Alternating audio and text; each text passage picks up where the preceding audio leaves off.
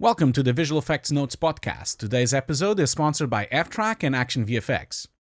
ftrack is an Academy Award-winning project management, production tracking, and media review platform for the creative industry. I've been using ftrack for the last 6 years, and it has helped me with all my visual effects projects. Forget about all the messy spreadsheets and the shared documents. ftrack is the best way to create a visual effects pipeline and to manage and communicate with your team and clients both locally and remotely. You can go to the video's description below for more information, or you can visit ftrack.com.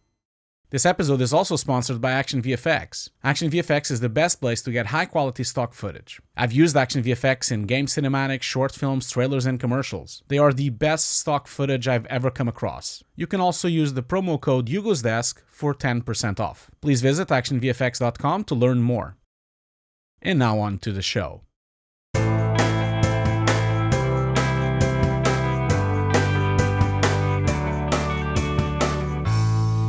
Hi everyone, welcome to the latest VFX Notes podcast. I'm Ian Fales from Befores and Afters, and as always, I'm joined by Hugo Guerra from Hugo's Desk. Hi Hugo. Ian, it's not about you.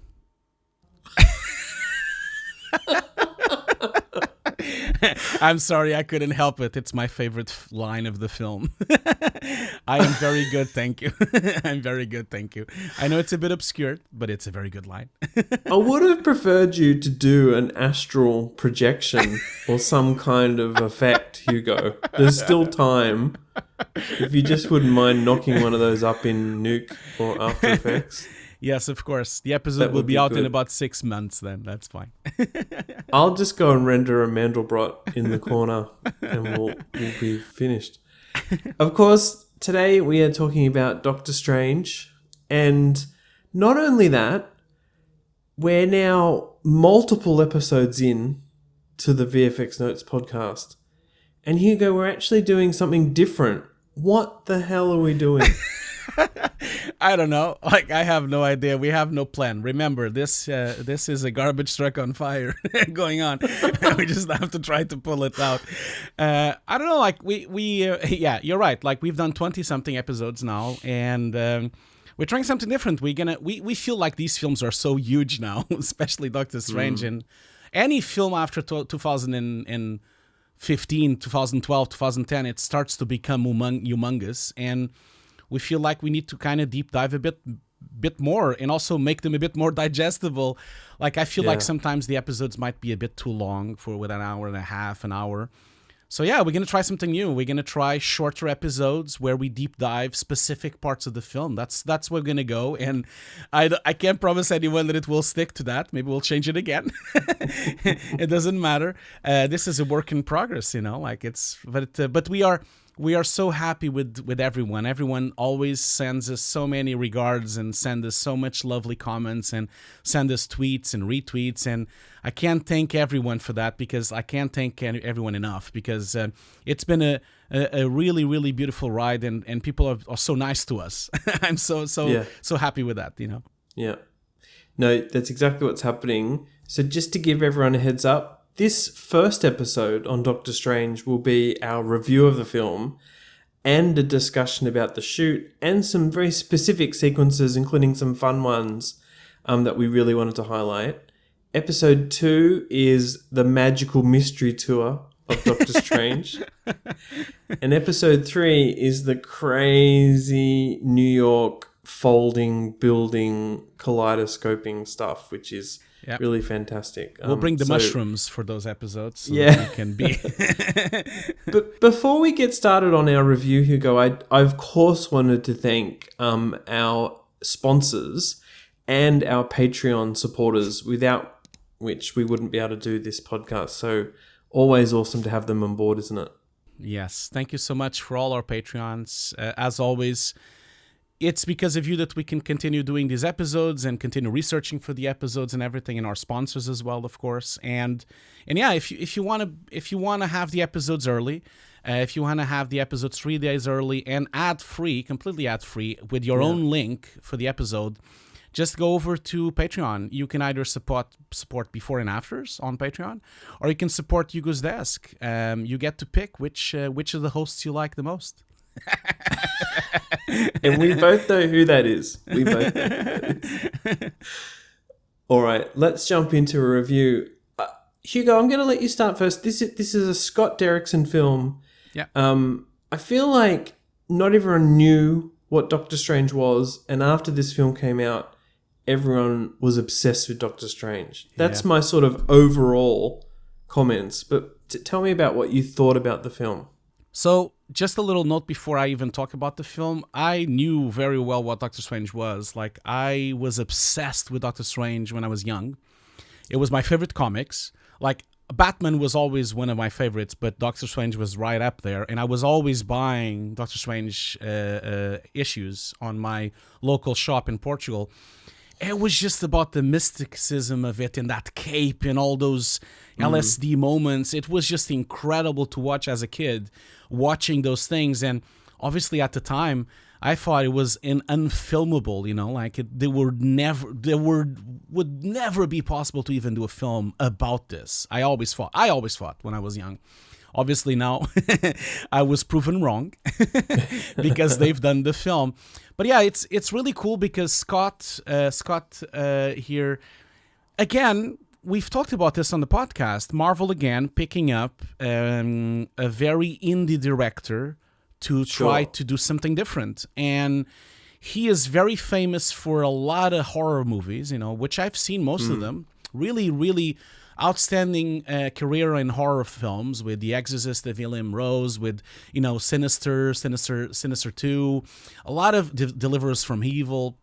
And of course, also, there is one big VFX film, which is The Day the Earth Stood Still, the remake with Keanu Reeves. So he's no stranger to visual effects, I guess. No pun intended. But again, like, here's Marvel again picking up someone different, someone with a different way of doing films, coming from a very indie background, to make a film that is not scary, but there are quite a lot of moments on the film that are sinister and mysterious, and a lot of parts on the film that are really, really experimental. And I think that's why I really love this film. I really love this film because it is by far, together with Ant-Man, the most experimental film that Marvel has done. And I love that it was a success because I would have been scared if I would have been involved on a film like this, because it is so out there, it is so experimental that it could have turned off some people because it goes really, really weird at some moments. Yeah. But I feel it's an achievement. I love the film, and I think people do as well. Like, the film has 90 on Rotten Tomatoes, one of the most critical acclaimed film from Marvel. And I think that also has to do with the fact that the cast, man, this cast is like top notch. I feel like they've gathered some of the best actors in the world to do a film like this. But I think the top for me, like the most impressive thing of all of it is Tilda Swinton. Tilda Swinton, for me, steals the show on this film. She's amazing on everything she does. She's just like magnetic. But she is a perfect cast for this. I don't know. I don't want to speak too long. Sorry, you say something. I love this. I really like this film. Really like this film. And I like the character. I think that's because I love Doctor Strange from when I was a kid, you know? Yeah. No, look, I totally agree. I'm also going to say right up the front for these 3 episodes, if I pronounce Benedict Cumberbatch's name wrong, I apologize. But it actually, yes, for me, a huge visual effects endeavor that was beautifully orchestrated, but it's also a character film. Yeah. And let's not shy away from saying it's a complete journey. Yeah. Doctor Strange goes from like a bit of a cocky, high-flying surgeon to a hero, basically. And actually, he stays kind of cocky in the whole series, let's say that. Yeah. But it's a real hero's journey, and we're along for the ride. I think despite all the huge action sequences and all the visual effects, it's actually us following along with him, and whether he makes it or not. And because we rewatched the film recently, didn't we, Hugo? And we thought, I had forgotten a bit about that journey. There's actually quite a lot of time spent after he has a car accident, getting better and basically sort of reconnecting with who he really is. Yeah. That's what Scott, I feel, brought to the film, was some humanity. Absolutely. Isn't that great amongst a huge Marvel film? Yeah, absolutely. It's this kind of science to magic, the skepticism with the mysticism. He is a skeptic. He's a surgeon. It's such a perfect idea. Obviously, this is from the comic books, but it's such a perfect idea to have such a scientist go into this rabbit hole of this trip. And I feel they give these actors, of course, Oscar nominated, some of them Oscar winning. They give so much gravitas to this film, and I feel like in the end, the whole film has a lot of things that are different. I know the film is set, a lot of it in New York, of course, and a bit of it on London. But it's amazing that they go to Nepal, and it's amazing that they go to Hong Kong, and they go to other places, and it just makes it like a world event. They go through all these little places in this different place, and they actually go to Nepal to film, although it was really difficult because they just got hit by the earthquake just before, and so they were considering not going. But then they went, and it was really cool also because they went and supported the economy there when they were recovering from the earthquake, and they actually supported with hiring people as extras and helping with hiring people for the crew and everything. So the film even became like some kind of a help for the economy to boost at that time, and especially for tourism and everything. And it's so funny to see Cumberbatch like talking about the fact that he was shooting in Nepal and everyone was chasing him in Nepal. Sherlock Holmes. He's so famous, even with the beard and even how bad he looked and how beaten up he looked. No, I think this film is really good, and I feel like it's no disrespect to all the other Marvel movies, but it's one of the strongest ones from the Marvel universe. And I also love the fact that it's a standalone film, like anyone can watch it without having to watch the other Marvel films, because it has no connection with anything else. It has no linkage with the Avengers or Thor or this or that. It's like a standalone story.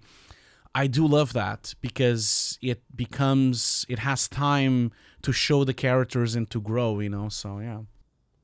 Having said that, it plants the seed for so many little extra moments later on in the Avengers series, even at the end of this film with an end tag that we'll talk about. Yeah. But, there's a fun throwback to Tilda Swinton's character in Endgame, watching the Battle of New York and things like that. I just sort of love that. Which is amazing because she doesn't even know Doctor Strange yet, and she's already talking about him. Yeah. I know. It's also fascinating to see that Benjamin Cumberbatch, and also Doctor Strange, has become now almost like Iron Man. He's almost the most important character of the Marvel MCU almost now, especially when that's why we're doing this podcast, because the new film is up the corner. Like it's like less than a month to go with Sam Raimi. No, it's really cool to see this film, and I think Marvel knew what they had, because you saw on the behind the scenes they had to wait for Cumberbatch to actually finish a theater play. They actually postponed the whole shoot and postponed the whole film because they knew it had to be him, because he's not, first of all, because he's an amazing actor, but also he fits so well to the character. If you look at the comic book and you look at him, it looks the same. It's just insane how close it gets with that beard. True. He looks so close to the comic book character, and he really pulls off the cockiness because he's so good at that. Like he's always done that on Sherlock Holmes. He's always done that on all the other films that he's done. He's very good at doing those kind of roles, Yeah. So I'm glad that they waited for him, which made visual effects really difficult on this film because they had a lot less time to do the shots because they still had to hit that same delivery.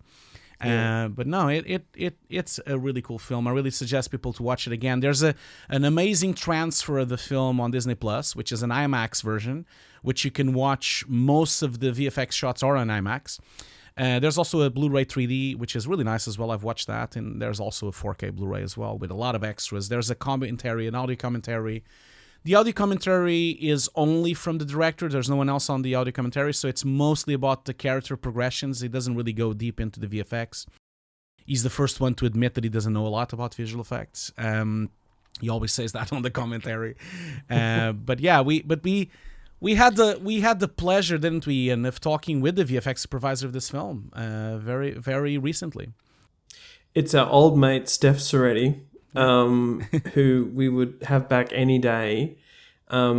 Steph, by the time this film was being worked on, had already shepherded a bunch of other Marvel films. Yeah. And I think, there's just so much going on in this film that it needed someone like Steph and a big team to make that all possible. So yeah, I feel like I can feel Steph's fingerprints on this film. I don't know about you, Hugo.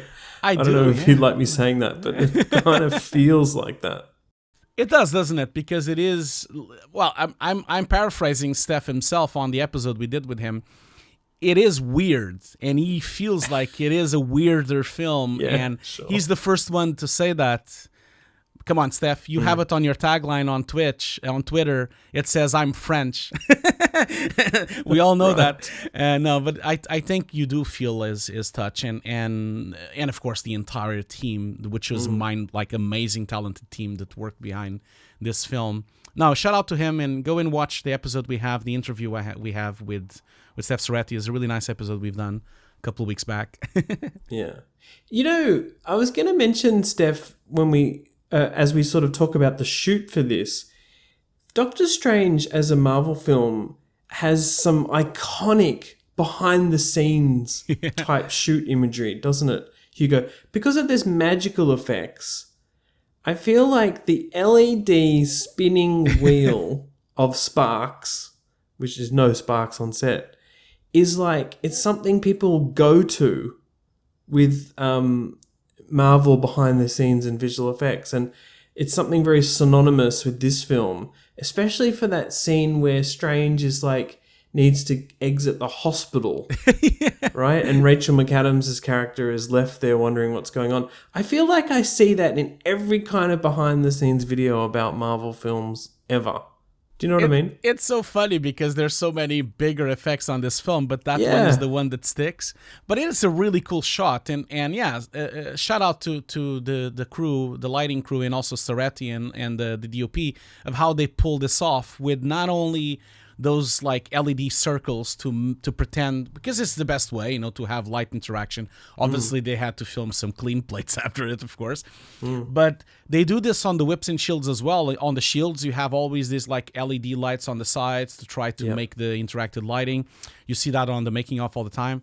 And the whip itself, the whip is really cool. They actually are Doctor Strange is using an actual whip on LED lights, which of course was completely replaced.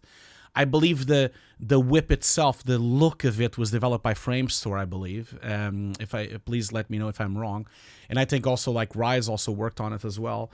And it was a really complicated effect, of course, because it had a battery in the they had to hide the battery, so they had a battery pack and a cable on their arm under literally under the sleeve, like a magician, and then there was a wire coming out to the LED so that it could be lit up, and of course they had to paint all that out. But it's a very impressive effect to show off, and especially for behind the scenes, of course. That's why they keep using it. But it's a very, from a design point of view, it's beautiful. That's the thing as well. The way the particles exist and the way that they have really nice depth of field, behaving and hitting people and everything, which of course meant they had to almost on all the shots do actual rotomation for the 3D characters so that the sparks would hit and the light would interact everywhere as well. So it's really complicated. It looks simple, but it's really complicated shots. I'm going to say that after this film came out, I would see little kids around in cloaks doing the circle thing. And in my head, I could see the little sparks igniting and not... Like, I'm serious. That's the kind of influence some of these effects tend to have, is that they become so well known, and like, and Steph and the team have given so much meaning to, can we open this portal? You know, like I take away, I think people take away something from that transcends other kinds of effects. And it's funny to talk about such a small little thing like that, but I think it's it iconic. Really paid off. It's really iconic. And man, how many thousands of YouTube videos exist now with someone trying to do this effect in After Effects? There are so many tutorials about it. It dropped on the internet. It was like a torrent of tutorials. Yeah. Now, they did an amazing job. And also, like, I forgot to mention, Method also worked on these shields and whips, because they had different vendors on the same thing. And that's even more impressive, the fact that they had Framestore, Rise, and Method all doing these whips and shields, and they all look the same, and they all kind of have the same feeling. It's a mind-blowing task to actually make them all connect to each other and actually feel like it's all done by the same vendor. Shout out to the teams, because they did a remarkable work there to comp all this.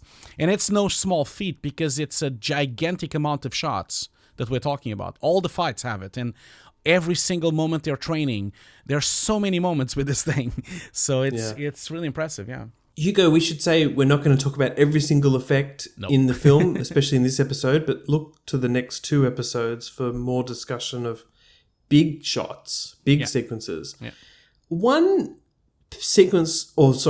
shot or type of shot we wanted to call out was Zealot's eyes.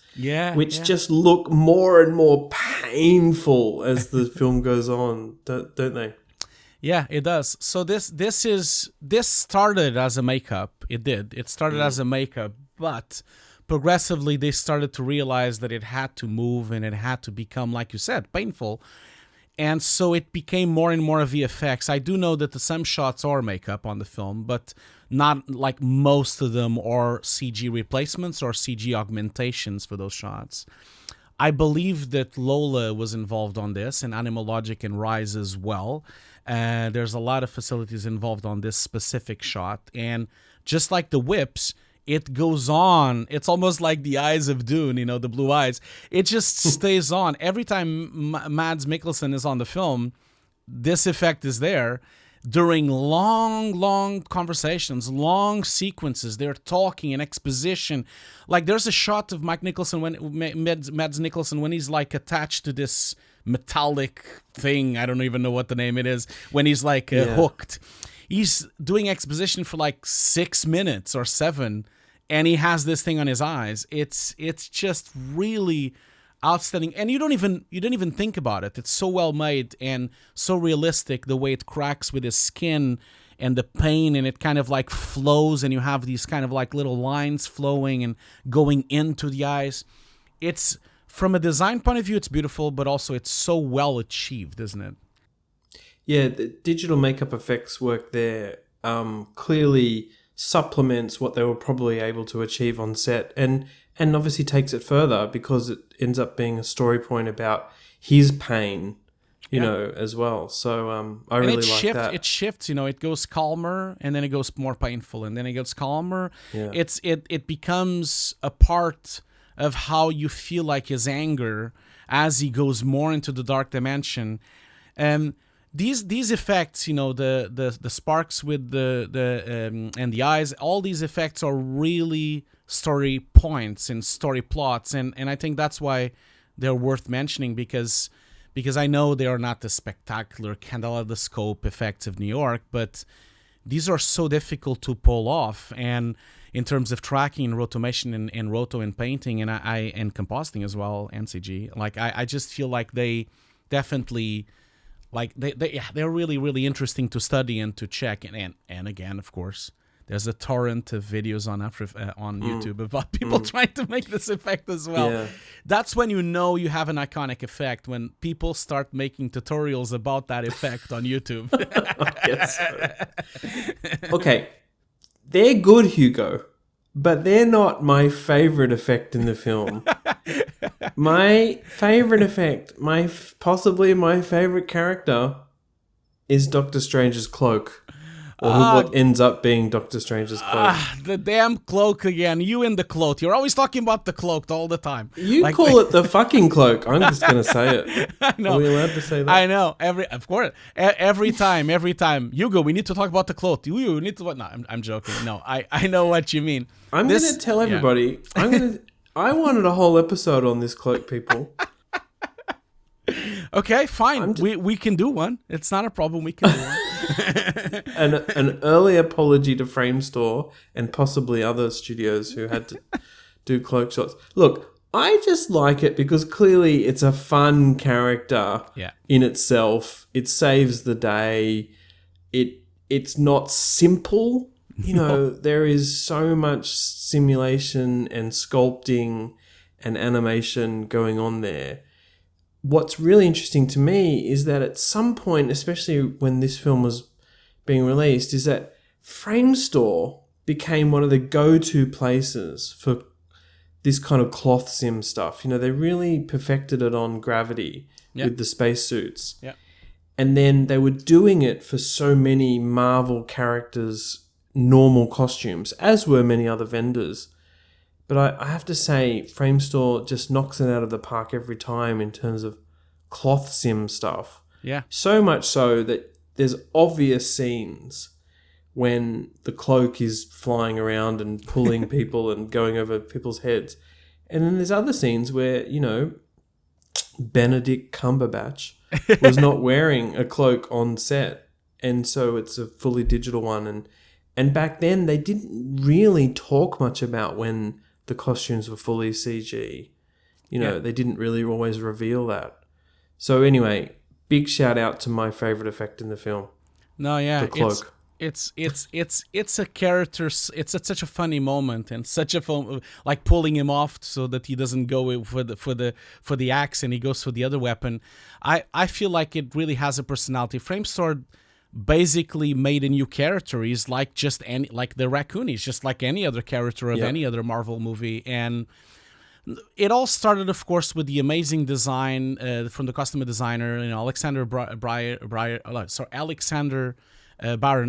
I think that's how we pronounce her name.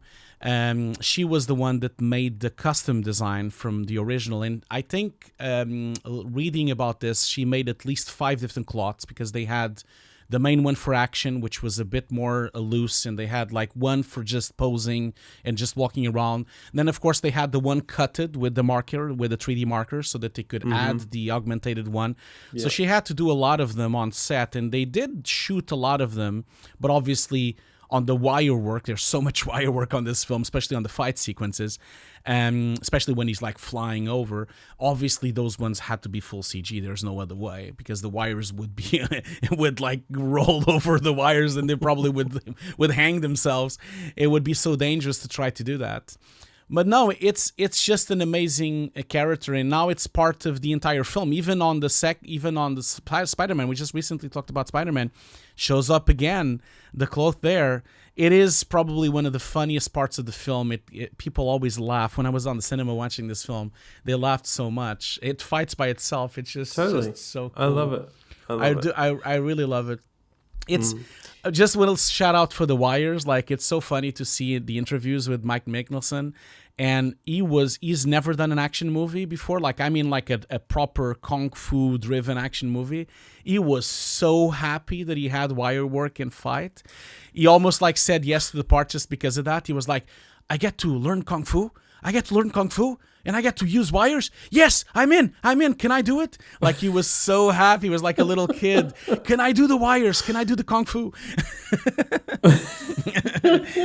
He was so over the moon. I would also quickly point out here, him and Benedict have the best exchange on the whole film in the Sanctum, right? About whether he's a doctor. Is that right? No, whether he's strange. You know, I love it. We don't need to repeat it, but it's so funny. It's so funny. I know they really feed themselves between, like, that's what happens when you have really high-end class actors. Like, they're really feeding from themselves. It's so amazing. So good. There's another effect sequence that we wanted to quickly mention, which was the car crash that obviously Benedict's character's in. Yeah. And what's nice about that is it's a big car crash that goes off the side of the road, but there's this beautiful slow motion interior moment where the whole point is to show how his hands will be damaged by the dashboard. Tell us a bit about that sequence, Hugo. Yeah, that's right. Like I think this is Method, right? It's Method Studios that created the sequence. I think Lola did a little bit of work on the hands as well, and also on the painful part of the bruises and all the blood and everything. But this is an outstanding sequence, not only because it's a plot moment. This is probably the most important moment when his hands get damaged, and that means he can never do a surgery ever again, and that's where the quest all goes on. But this is an incredible shoot. They actually did a lot of... There's a stunt coordinator, James Schursman, he was involved in this sequence. They did drive a lot. They had 8 Lamborghinis. And they literally, what they did was they had the beginning in real car driving, and then the end as well, when the car is all broken up on the water, like a rig on the water. Those are the 2 real moments of the sequences. So they kind of have the stunts going and rotating a little bit, but then it kind of hands over to CG, and then the entire thing is full CG all the way until it breaks down again on the water. And this is a combination of practical shoot, where they have the actual car rigged on the water. They had a lot of difficulties to film this because the tide kept rising, so they had to shoot it in 2 days. You never think about those kind of things. Oh, the tide is coming, now we can't shoot it. And so they had like the car hanging. But there's also some really nice behind the scenes of Doctor Strange in the car on like this car rig on a blue screen as well, with a lot of water. So this is a really complex sequence, very well made, very well achieved, and I feel like, yeah, it's a big stunt. A lot of people probably even think it's mostly stunts, and the behind the scenes kind of like makes it look like they've made a lot of real stunts on this, but there is a huge CG handover on the middle of the sequence because, it would be impractical to do it anyway. So yeah, and of course the big takeaway, Hugo, is don't consult X-rays while driving, right?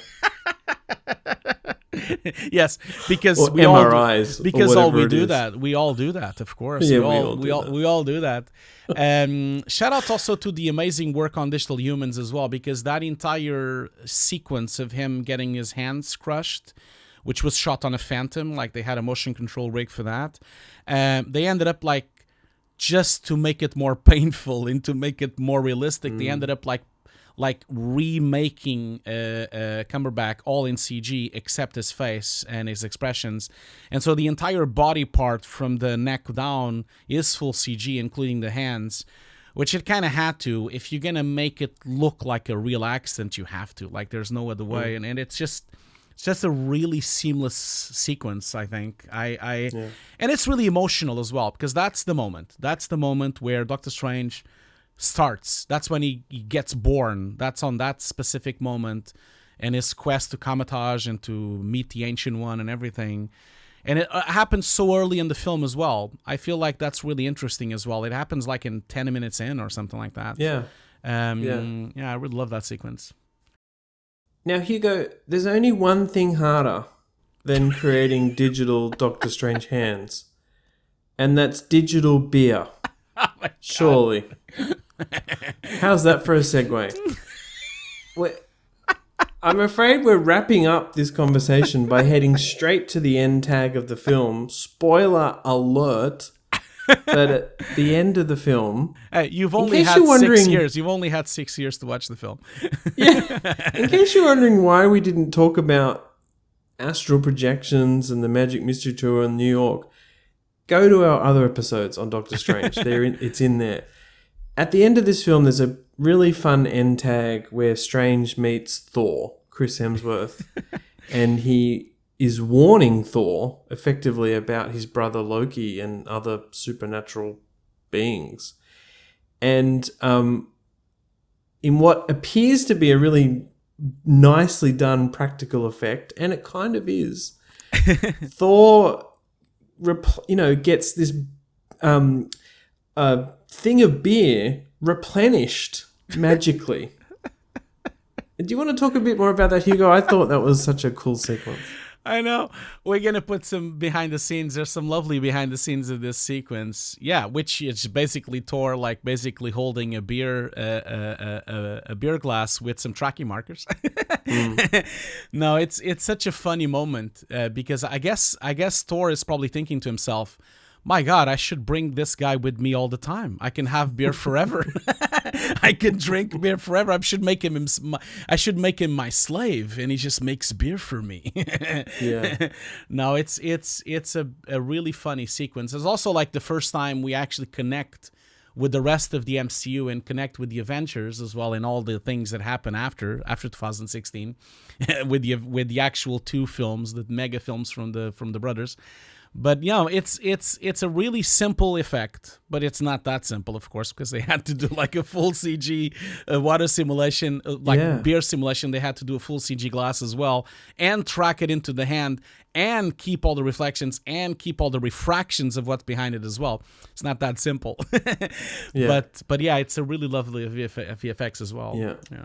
And shout out to Gradient Effects, who did the fluid sim and other VFX there for what is effectively an invisible effect sequence. And I remembered the crowd cheering when they see Chris Hemsworth. They cheering when they see the beer. In Australia, we then went and got a beer after the movie. And that's funny, isn't cool. it? Because we all probably think, I'm not a big beer drinker, but I think most people are thinking, looking at that, like, oh my God, that what if this happened? This was awesome. Like they're thinking, if I had Doctor Strange's power, I would only drink beer. I would only do this the whole time. I can't remember the name of the other guy, but there's another character on the film that uses magic to be able to walk because he has like a paralysis. Imagine someone using the magic just to get drunk the whole time. I love it. I love it. Well, that's our review of the film, and a shout out to a few key shots. Please go and check out what is essentially Doctor Strange episode 2 and 3 for discussion of some of the big sequences in the film. Hugo, thank you for diving into that with me. That's kind of fun to do a short and sharp episode. Yeah, thank you. I'll see you later. Bye. Thanks, everyone. Bye.